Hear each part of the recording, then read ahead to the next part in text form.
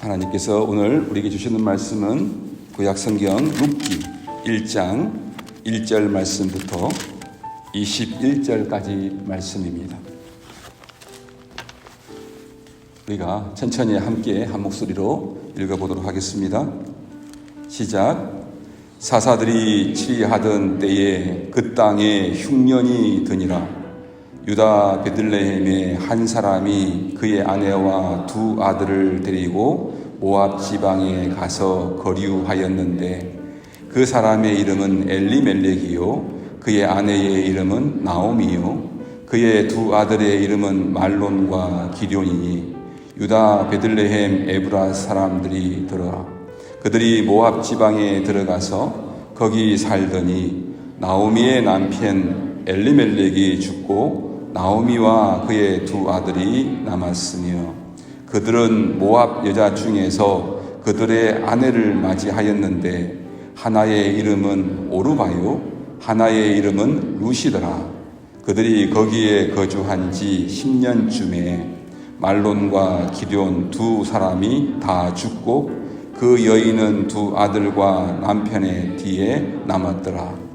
그 여인이 모압 지방에서 여호와께서 자기 백성을 돌보시사 그들에게 양식을 주셨다 함을 듣고 이에 두 며느리와 함께 일어나 모압 지방에서 돌아오려 하여 있던 곳에서 나오고 두 며느리도 그와 함께 하여 유다 땅으로 돌아오려는 길을 가다가 나오미가 두 며느리에게 이르되 너희는 각기 너희 어머니의 집으로 돌아가라.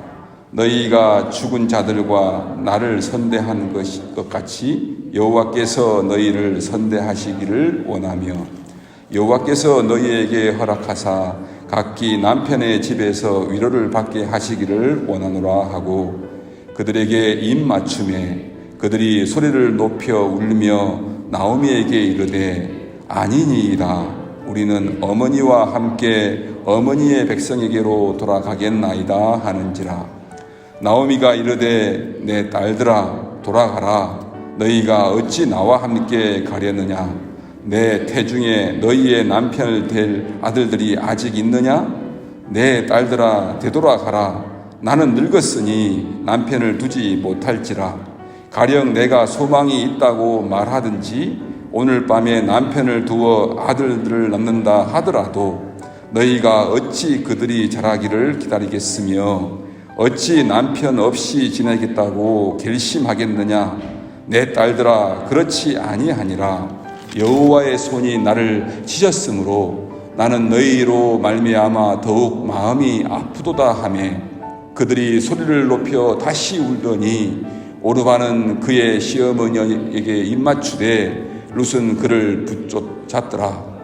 나오미가 또 이르되 보라 내 동서는 그의 백성과 그의 신들에게로 돌아가나니 너도 너의 동서를 따라 돌아가라 하니 룻이 이르되 내게 어머니를 떠나며 어머니를 따르지 말고 돌아가라 강건하지 마옵소서. 어머니께서 가시는 곳에 나도 가고 어머니께서 머무시는 곳에 나도 머물겠나이다. 어머니의 백성이 나의 백성이 되고 어머니의 하나님이 나의 하나님이 되시리니 어머니께서 죽으시는 곳에서 나도 죽어 거기 묻힐 것이라. 만일 내가 죽는 일 외에 어머니를 떠나면 여호와께서 내게 벌을 내리시고 더 내리시기를 원하나이다 하는지라. 나오미가 룻이 자기와 함께 가기로 굳게 결심함을 보고 그에게 말하기를 그치니라. 이에 그 두 사람이 베들레헴까지 갔더라. 베들레헴에 이를 때에 온 성읍이 그들로 말미암아 떠들며 이르기를 아이가 나오미가 하는지라. 나오미가 그들에게 이르되 나를 나오미라 부르지 말고 나를 마라라 부르라. 이는 전능자가 나를 심히 괴롭게 하셨음이니라. 내가 풍족하게 나갔더니 여호와께서 내게 비어 돌아오게 하셨느니라. 여호와께서 나를 징벌하셨고 전능자가 나를 괴롭게 하셨거늘 너희가 어찌 나를 나오미라 부르느냐 하니라. 아멘. 우리가 지금 매일 성경 사사기를 묵상하고 있는데 그 사사기를 묵상하면서 참 이스라엘 백성들이 하나님께서 계속 은혜를 베풀어 주심에도 불구하고 하나님 목전에서 악을 행했습니다. 악을 행하다 보니까 그들의 삶이 너무너무 어둡고 참 너무나도 안타까운 그러한 현실들을 많이 보고 있습니다. 그러한 가운데 12월 달이잖아요, 이제는요. 그래서 이 같은 사사기의 배경을 두고 있는 같은 시대에 살고 있었던 그 믿음의 사람, 그 룻이라는 여인을 통해서 우리가 더 하나님의 그 따뜻함을, 그 하나님의 선한 인도하심을 경험하고 참 연말이 더욱더 우리가 그 따뜻한 가운데에서 그 믿음을 발휘할 수 있는 그러한 시간이 되었으면 좋겠습니다. 그래서 몇 번에 걸쳐서 룻기를 이렇게 나누고자 합니다. 오늘 제목은 평범한 일상에서 일하시는 하나님입니다. 룻기는 시작하면서 그 배경을 아주 간략하지만 소상하게 적고 있습니다. 그 시대는 우리가 아까도 말씀드린 것처럼 매일 성경을 통해 매일 묵상하고 있는 사사 시대였다고 그렇게 말하고 있습니다. 룻기의 바로 앞에 배치되어 있는 사사기를 통해서 그 시대의 상황이 어떠했는지를 자세하게 알려줍니다. 그 시대는 출애굽해서 가나안 땅에 정착했던 이스라엘 그 12지파들이 그 왕정 국가를 수립하지 않고 각 지파들이 연맹을 맺어서 좀 느슨하게 부족 연맹 그러한 체제를 이루며 살아가고 있었습니다. 각 지파는 이 두목들이 다스렸지만 그 리더들이 책임감 있게 자기 지파, 자기 부족을 이끌어갔던 것이 아니고 자기 그냥 부족들끼리 모여 사는 그러한 정도였습니다. 그러다가 주변의 그 다른 민족들로부터 침략을 당해 공격을 받고 약탈을 당했습니다. 매 추수 때만 되면 어김없이 수확물을 약탈하려고 주변 나라 사람들이 침략해 몰려왔습니다. 특히 블레셋 족속과 모압 족속이 아주 자주 침략을 했습니다. 그리고 침략자들은 땅을 점령해서 아예 주둔지를 만들고 통제하고 감시하는 일까지 벌어지기도 했던 것입니다. 이런 때에, 이러한 어려운 때에 그러한 압제와 그 약탈과 폭력을 당하던 이스라엘 지파 중에서 아주 강력한 그러한 지도자가 일어나서 침략자들에게 맞서 싸우고 그들을 내몰고 또 자기 백성, 자기 땅과 그 자기 백성과 그 수확물을 보호하게 되면 그 새로운 그 지도자를 중심으로 해서 그 주변의 몇몇 부족들이 단합해서 상당 기간 동안 평화와 안정을 누릴 수가 있었습니다. 그렇게 일어나는 지도자들을 뭐라고 불렀습니까? 사사라고 불렀습니다. 영어로는 저지스입니다. 그렇게 사사들이 다스리던 그 시대에 그 땅에 기근, 그러니까 흉년이 일어났습니다.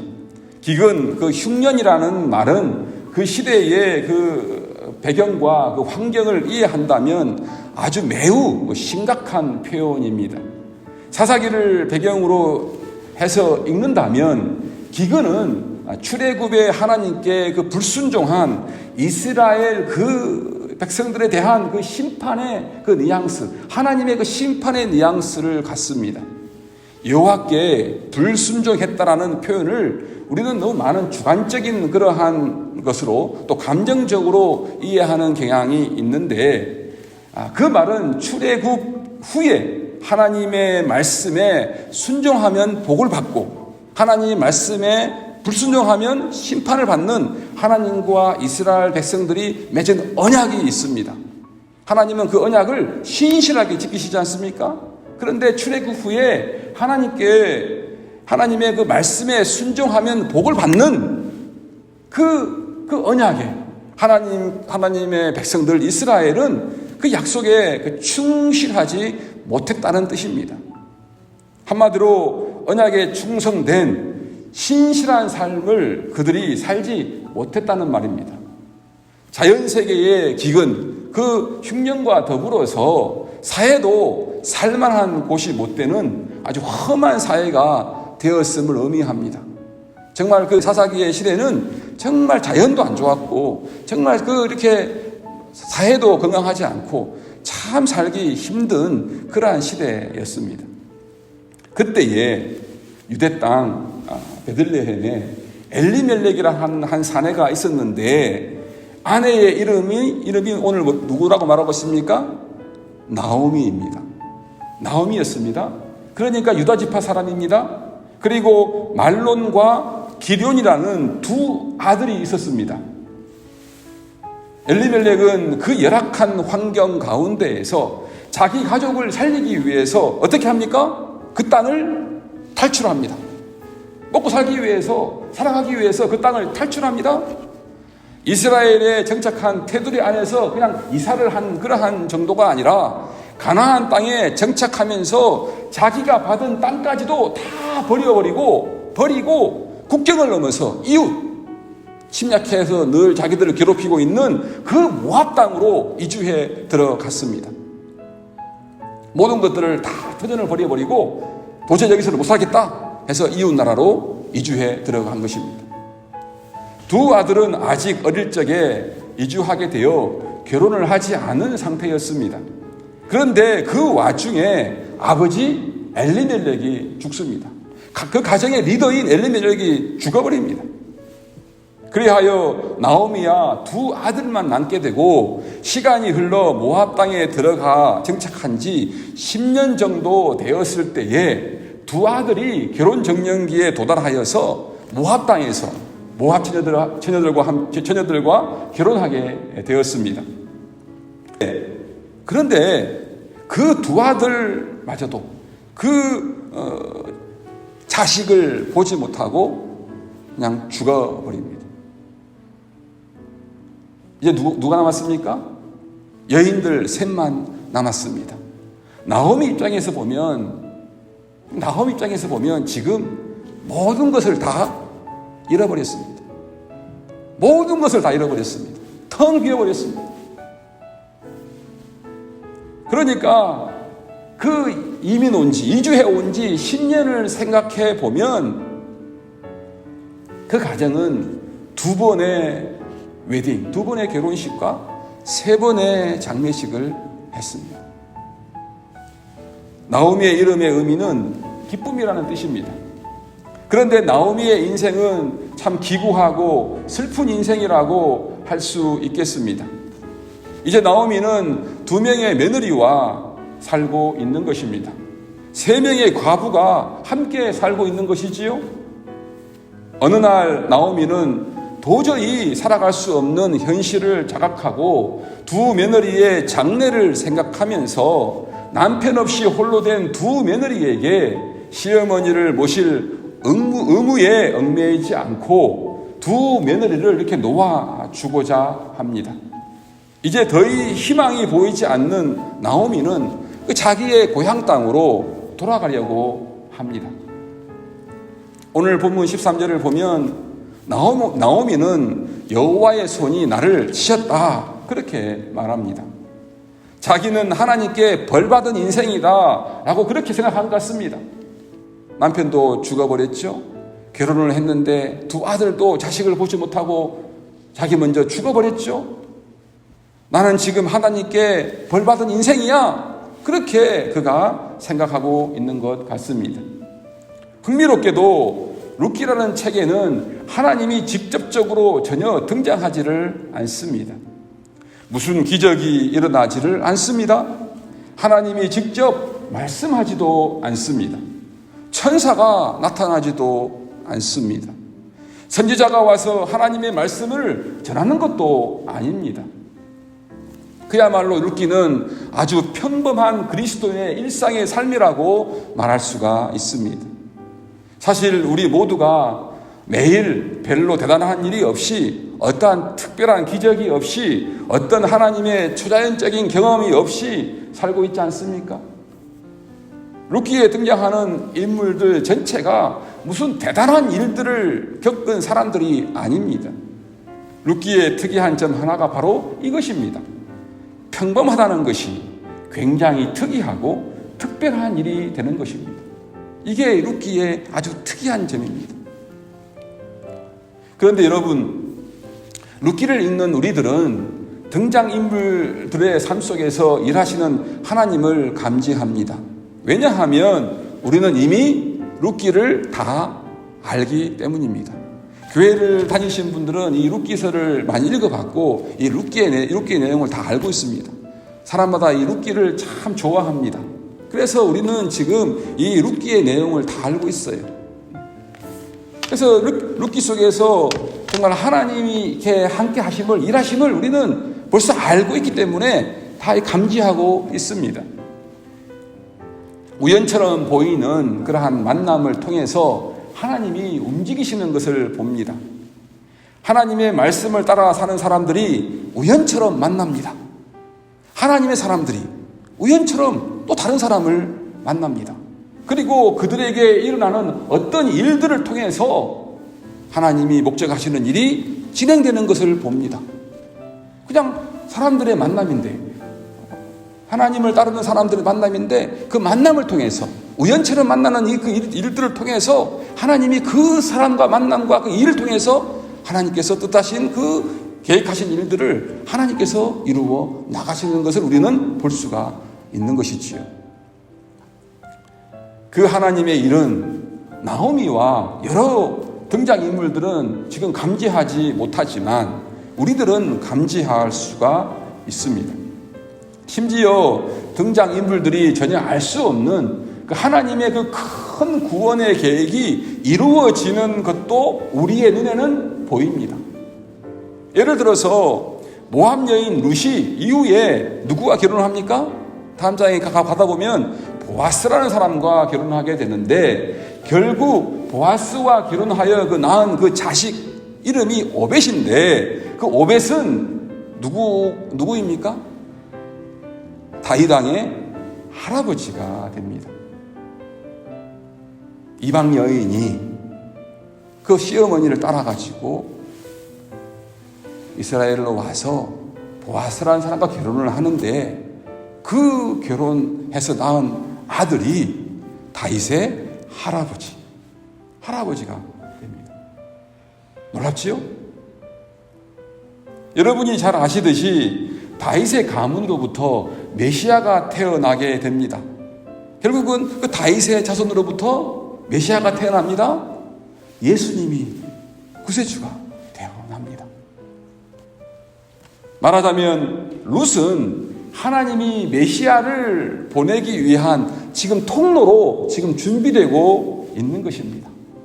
그때 룻이나 나오미나 사람들은 그 사실을 몰라요. 그런데 우리는 알잖아요.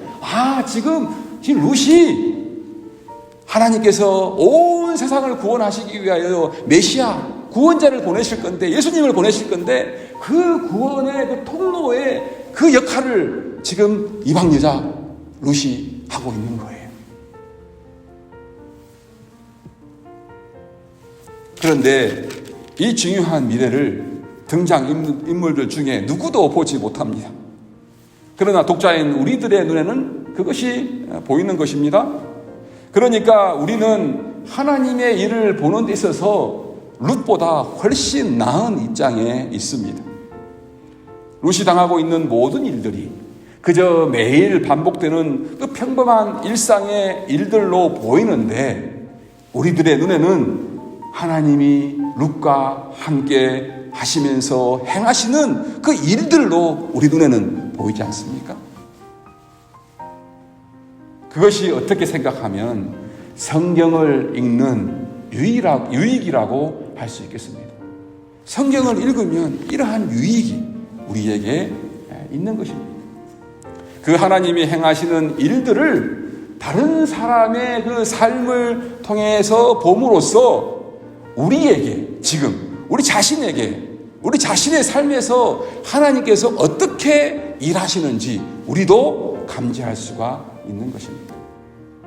룻에게 하나님께서 일하시는 걸 보면서 평범한 일상 속에서 평범한 일을 통해서 하나님의 그 큰 일들을 해 나가시는데, 그걸 보면서 지금 하나님께서 나와 함께 하시며 나의 평범한 일상의 일들을 통해서 하나님이 이러한 일을 나에게 하고 계시는구나. 그것을 볼 수 있고 깨닫게 되는 것입니다. 이것이 성경을 보는 사람들의 유익입니다. 고향으로 돌아오는 길에서 나오미는 자기에게 무슨 소망이 있는지를 생각합니다. 나오미가 어떤 생각하고 있습니까? 12절을 보면 내 딸들아 되돌아가라. 나는 늙었으니 남편을 두지 못할지라. 그녀는 생각합니다. 나는 희망이 있는가? 나에게 진짜 희망이 있는가? 그러한 질문을 자신에게 진지하게 나오미가 하고 있습니다. 나오미는 자신에게 진짜 희망이 없어 보인다고 그렇게 생각합니다. 나는 희망이 없는 사람이야. 그래서 이거 혹시 젊은 며느리들 수렁으로 끌고 들어가는 것이 아닌가 그렇게 생각합니다. 이 두 젊은 며느리 인생까지 망치면 안 되겠다 그렇게 생각합니다. 그래서 너희 둘 다 돌아가서 살 길을 찾아라 그렇게 11절에 말하고 있습니다. 나에게는 희망이 없어. 나와 같이 있어봤자 너에게 도움이 될 게 없어. 나를 떠나 제발. 나를 떠나서 너희 살 길을 찾아가. 새로운 길을 찾아가. 그렇게 지금 나오미가 이야기하고 있는 거예요. 두 며느리에게. 여러분 20절과 21절을 보게 되면 이렇게 말씀하고 있습니다. 나오미가 그들에게 이르되 나를 나오미라 부르지 말고 나를 마라라 부르라. 이는 전능자가 나를 심히 괴롭게 하셨음이니라. 내가 풍족하게 나갔더니 여호와께서 내게 비어 돌아오게 하셨느니라. 여호와께서 나를 징벌하셨고 전능자가 나를 괴롭게 하셨거늘 너희가 어찌 나를 나오미라 부르느냐 하니라. 나오미가 하나님을 무엇이라 부르고 있습니까? 하나님을 두 번이나 전능자로 부르고 있습니다. 아주 이상한 일입니다. 하나님을 전능자라고 부르고 있는데 자신의 삶에서 어떤 소망도 발견하지 못하고 있습니다. 우리가 예수님을 믿는다고 하면서 하나님의 사랑을 믿는다고 하면서 하나님을 믿는다고 하면서 소망 없는 말을 하는 것처럼 지금 나오미는 하나님은 전능자라고 이렇게 자기가 고백하면서 자신의 삶에서 어떤 소망도 발견하지 못하고 있습니다. 참 아이러니합니다. 신앙이 있는 것 같은데 신앙 없는 그러한 고백을 하고 있습니다. 그렇지 않습니까?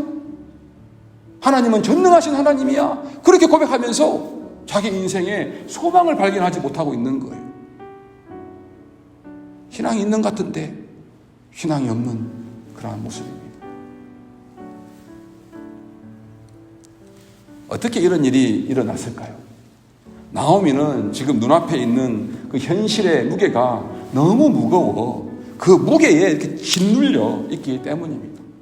사람이 그렇잖아요. 자기 앞에 있는 현실이 상황이 너무 이렇게 무거우면 하나님을 찾으면서도 그 무게에 눌려가지고 지금 나오미처럼 그렇게 고백할 수 있는 것입니다. 하나님을 전능자라고 부르는데도 불구하고 하나님이 자신의 삶에 선을 행하실 것이라는 것을 믿지 못하고 있습니다. 어려운 일을 당하면 우리는 그렇잖아요. 하나님이 나에게 선을 행하실 것 같은 그러한 믿음을 가지지 않습니다. 여러분도 그렇지 않습니까? 우리 자신의 상황을 자세히 보면 언제나 거기에는 실망이 있고 정말 절망할 이유가 참으로 많이 있지 않습니까? 우리의 눈을 하나님께 향하고 하나님의 그 선하심을 믿지 않는다면 우리에게 남아있는 소망은 없습니다. 우리의 눈이 하나님을 보지 않으면 하나님께 두지 않으면 우리의 삶 가운데서 소망을 찾을 수가 없습니다. 앞길이 보이지 않습니다. 나오미의 말을 듣고 며느리 오르바는 떠나기로 합니다. 말하자면 오르바는 이렇게 생각한 거예요. 맞아, 우리 시어머니 나오미에게는 희망이 이제 없어. 그게 그 말에 동의한 것입니다. 맞아. 우리 나오미 시어머니 진짜 같이 있어봤자 뭔 희망이 있겠어? 뭔 소망이 있겠어? 딱 그 말에 동의를 하고 어떻게 합니까? 떠나버립니다. 그런데 룻은 오히려 나오미와 함께 있겠다고 고집합니다. 17절 말씀입니다. 어머니께서 죽으시는 곳에서 나도 죽어 거기 묻힐 것이라. 만일 내가 죽는 일 외에 어머니를 떠나면 여호와께서 내게 벌을 내리시고 더 내리시기를 원하나이다 하는지라. 그렇게 강력하게 어머니에게 어필합니다. 이렇게 고집을 피웁니다. 희망이 없는 나오미를 떠나는 것과 하나님이 도대체 무슨 상관이 있을까요? 비록 이방인이었지만 룻은 결혼 후에 하나님을 알게 되었습니다. 그 당시에는 아마도 책이 없었을 거예요. 그래서 책으로는 하나님을 알지 못했을 것입니다. 그래서 아마도 가족 안에서, 믿음의 집안이니까 가족 안에서 하나님에 관한 얘기를 많이 들었을 것입니다. 집에서 밥 먹으면서 하면서 늘 하는 얘기가 하나님 얘기 아니겠어요? 하나님의 이야기를 많이 들었을 것입니다. 특별히 이스라엘이 어떻게 애굽에서 나오게 되었고 또 어떻게 광야를 지나 가나안에 이렇게 들어가게 되었는지를 들었을 것입니다. 그 과정 가운데에서 하나님이 하신 일들을 그가 들었을 것입니다. 그 가운데에서 룻이 발견한 하나님은 어떤 하나님이십니까? 신실하신 하나님입니다. 가족들의 이야기를 들으면서 그 하나님은 나는 몰랐는데 그 하나님은 진짜 신실하신 하나님이시군요. 그 이야기를 들은 것이 그 이야기를 들었습니다. 발견한 것입니다.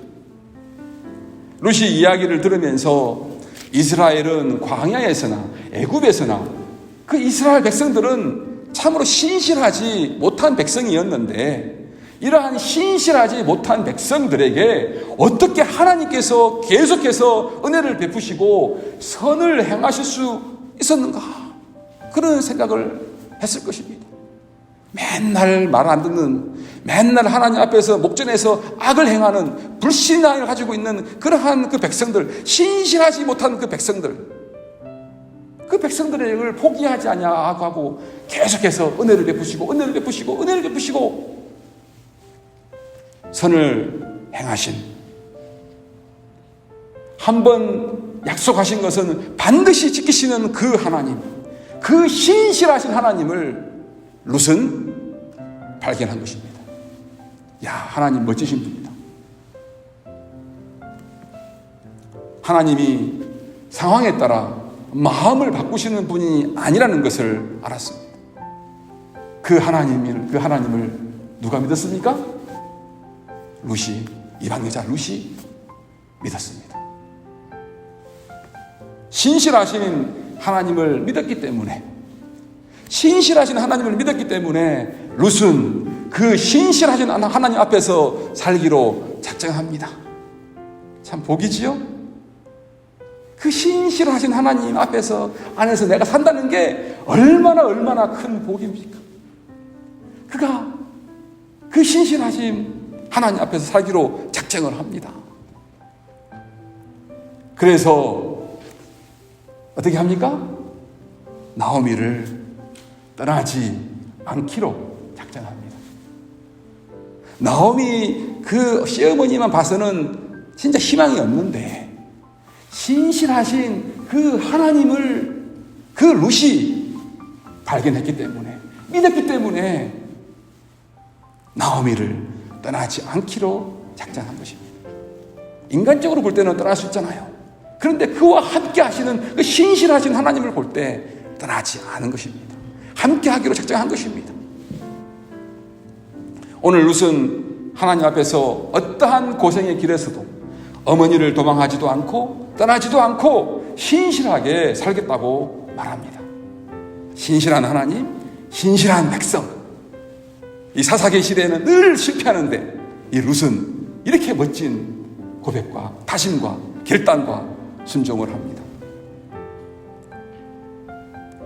거기에 바로 하나님이 계십니다. 그 결단에, 그 작정에 거기에 하나님이 계십니다. 룻은 불리한 상황에서 하나님을 믿기 때문에 떠나지 않습니다. 왜요? 불리한 상황이지만 거기에 하나님이 계시기 때문입니다.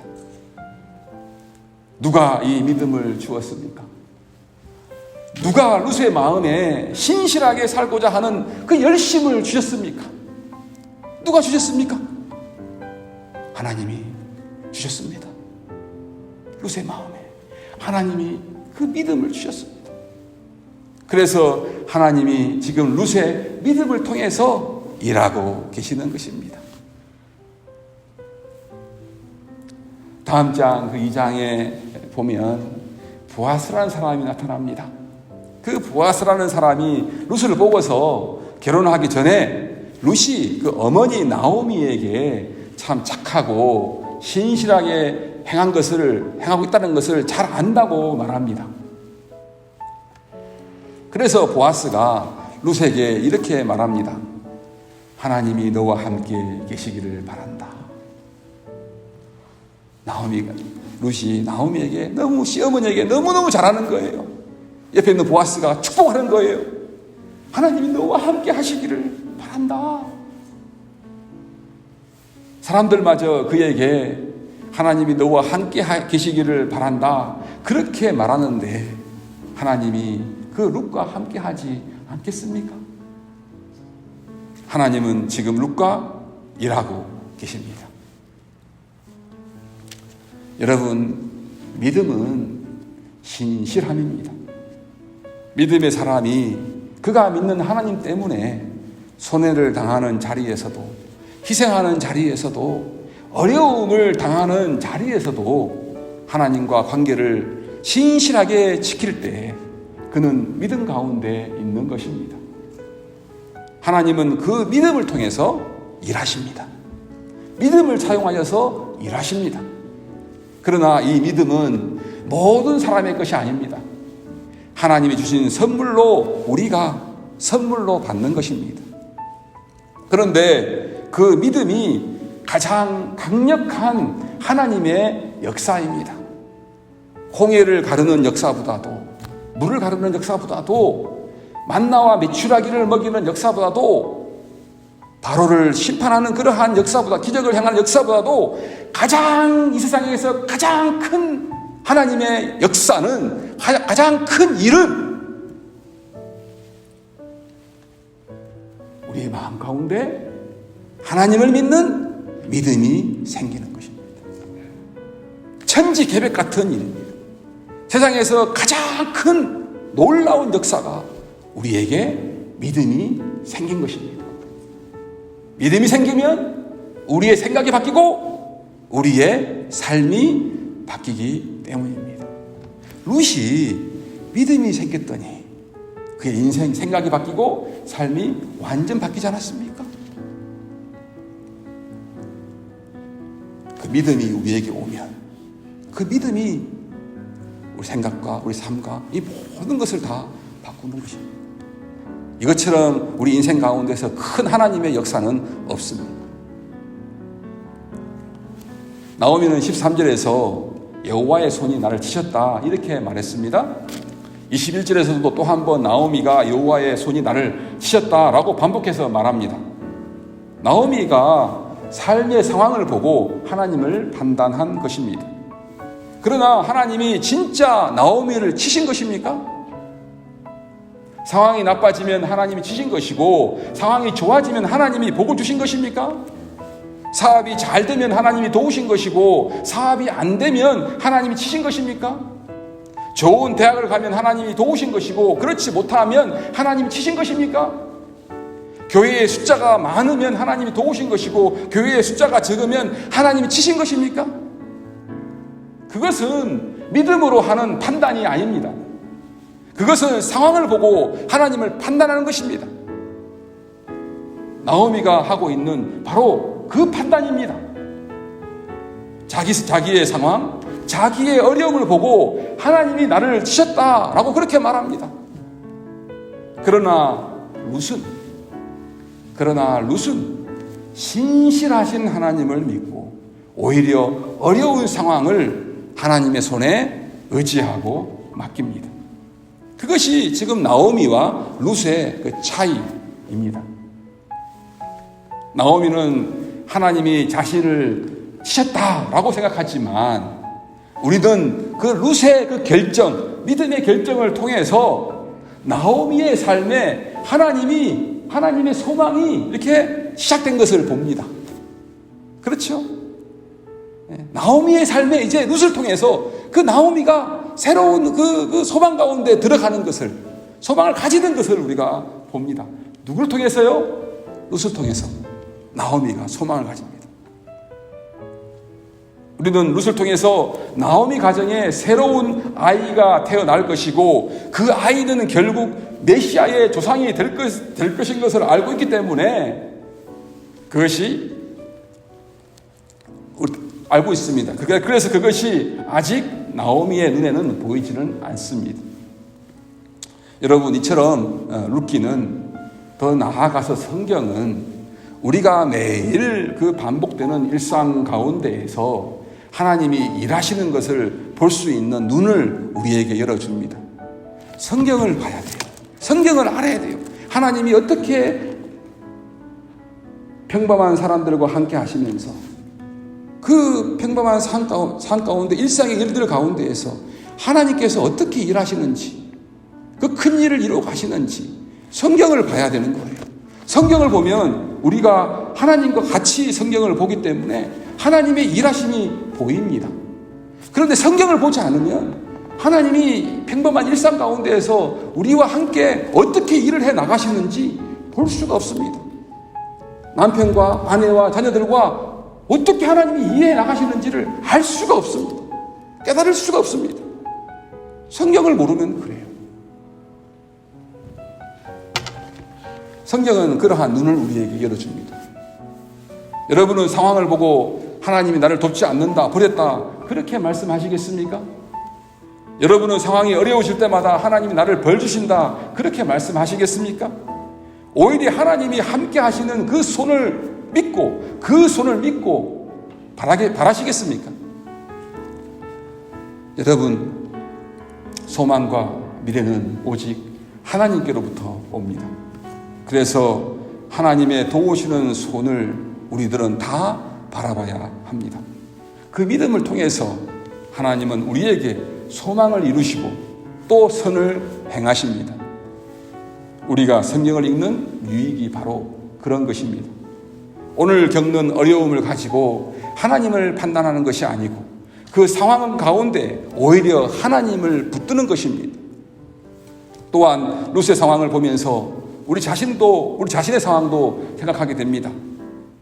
여러분도 지금 두 갈래의 길에 서 있을 수 있습니다. 하나는 룻의 길이고 또 하나는 나오미의 길입니다.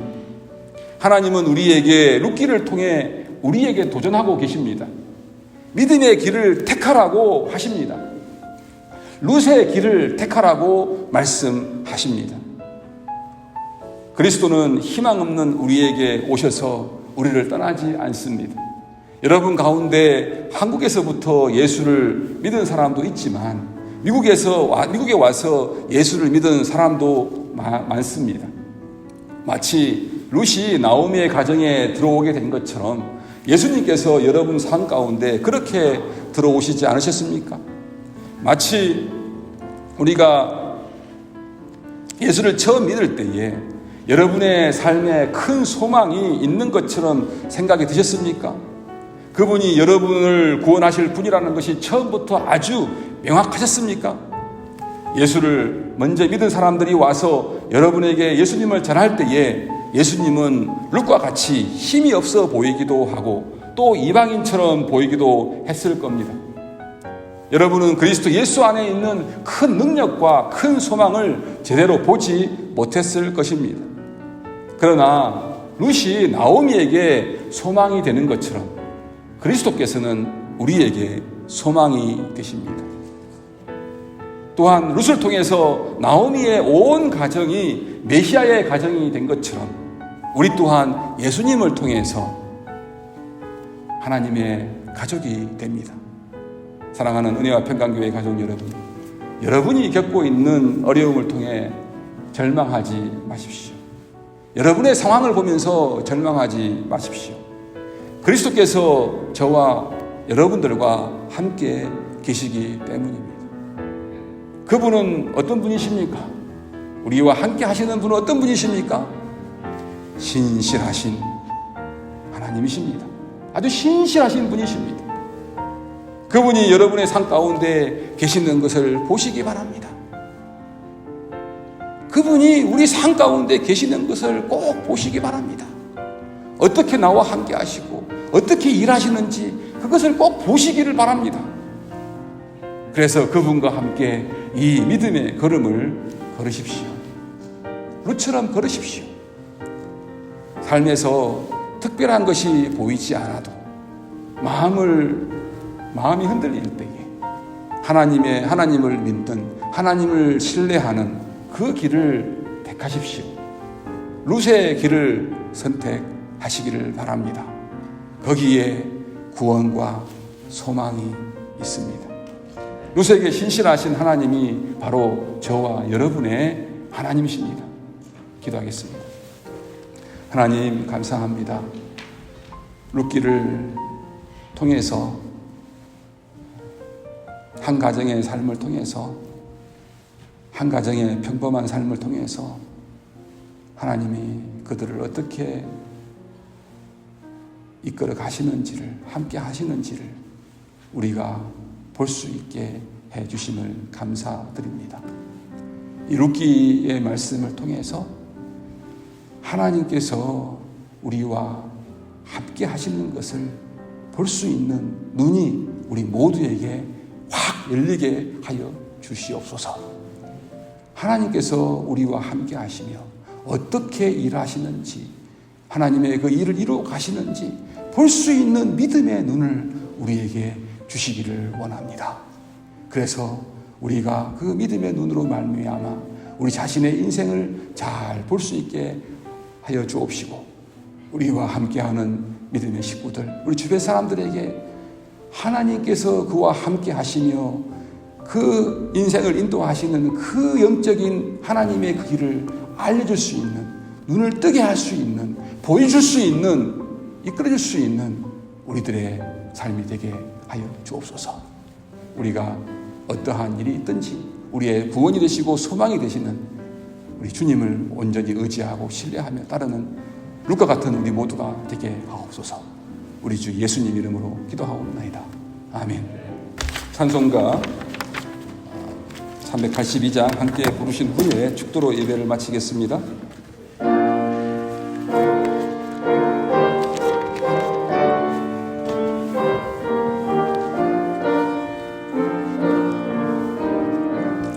너 근심 걱정 말아라. 주 너를 지키리. 주 날개 밑에 거하라. 주 너를 지키리.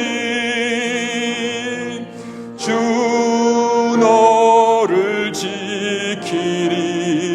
아무 때나 어디서나 주 너를 지키리. 늘 지켜주시리. 어려워 낙심될 때에 주 너를 지키리.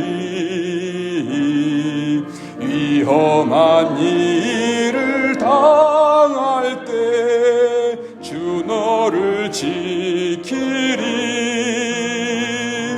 주 너를 지키리. 아무 때나 어디서나 주 너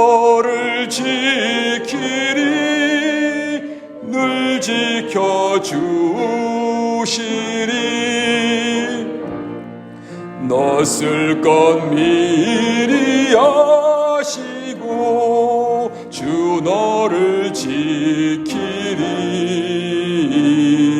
구하는 것을 주시며 주 너를 지키리. 주 너를 지키리. 아무 때나 어디서나 주 너를 지키리. 늘 지켜주시리. 어려운 시험 당해도 주 너를 지키리. 구주의 품에 거하라. 주 너를 지키리. 주 너를 지키리. 아무 때나 어디서나 주 너를 지키리. 늘 지켜주시리.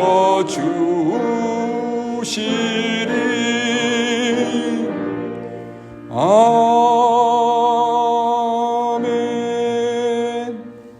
이제는 우리 구주 예수 그리스도의 은혜와 하나님 아버지의 크고 놀라우신 사랑하심과 성령님의 인도유로 교통 역사하심이 오늘 예배에 나와 하나님 말씀을 듣고 우리 가운데 하나님께서 어떻게 일하시는 것을 보고 그 일에 더욱더 동참하여 하나님의 뜻이 땅 가운데 이루어지기를 원하고 힘써 행하기를 다짐하는 우리 은혜와 평강교회 모든 식구들의 삶과 걸음걸음 위에 영원히 함께하기를 간절히 축원하옵나이다. 아멘.